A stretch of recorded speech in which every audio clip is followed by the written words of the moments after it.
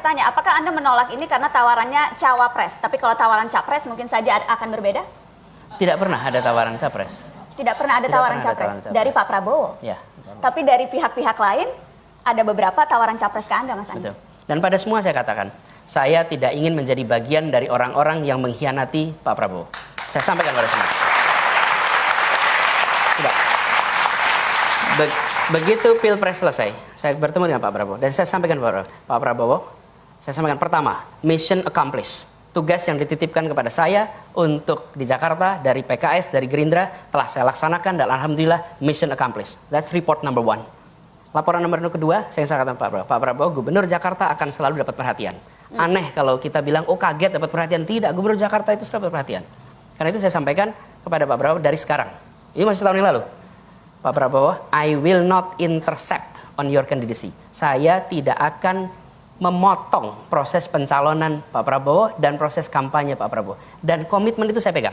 Siapapun yang bertemu dengan saya, mendiskusikan soal ini, selalu saya katakan bahwa saya memiliki komitmen dengan Pak Prabowo. Tidak ada yang tahu kecuali saya dan Pak Prabowo. Tidak ada yang tahu. Yang lain dengar ceritanya aja. Jadi Mas Anies, Anda mengiyakan bahwa memang tawaran-tawaran maju itu berdatangan? Berdatangan, tapi saya selalu katakan pada semua, meskipun tidak ada saksi dalam pertemuan itu, tapi kata-kata saya diingat oleh Pak Prabowo dan diketahui tentu oleh banyak orang.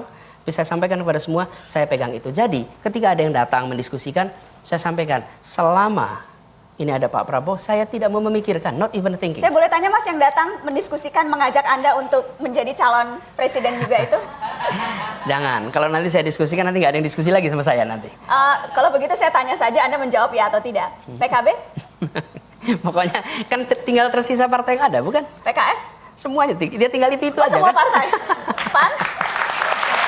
Seminggu yang lalu, Pak Anies duduk di sini dengan didampingi tim 8. AHY memang tidak selalu hadir. Anies menyampaikan kepada saya, didengar oleh semua, bahwa awal September ini, berarti hari-hari sekarang ini, akan mendeklarasikan koalisi ini dalam kapasitasnya sebagai capres. Berikut capres dan cawapres yang telah selesai diputuskan. 3 hari kemudian, 3 days later, sekarang ini, yang kita dapatkan, sesuatu yang sangat mengejutkan itu. Dan saya ini orang tua, berapa kali Pak Anies datang ke sini, dengan semangat yang luar biasa, kata-kata yang luar biasa baiknya, di Cikiasi 2 kali, di Malang, di Pacitan. Dengan kejadian seperti itu, tidak ada satu kata pun yang disampaikan kepada saya. Dan tentu kepada ketua umum kita. Saya memang sebagai orang tua, kok jadi begini? Ini saya kira semua merasakan perasaan kader kita di seluruh tanah air, emosi, kemarahan, yang diekspresikan dengan cara yang berbeda-beda. Nah, saya kebanjiran, tadi malam, 2 malam itu sampai subuh di sini. Sejak pagi kita bekerja. Pesan datang dari mana-mana, baik dari kader maupun non-kader, dan rata-rata memang emosional, ya saya paham lah. Dari sekian banyak ribuan saya kira yang merespon, yang memberikan message itu, ada 2 yang menarik bagi saya. Ini kata-katanya kurang lebih seperti ini. Aku tahu politik itu memang banyak akalnya, tapi tak kusangka buruk banget ini. Korbannya AHY dan Demokrat, begitu.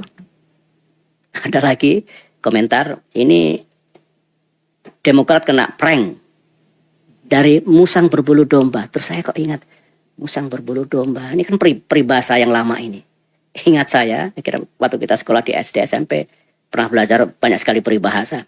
Tapi musang berbulu domba itu di depan bersikap baik, manis, lembut, penuh persahabatan.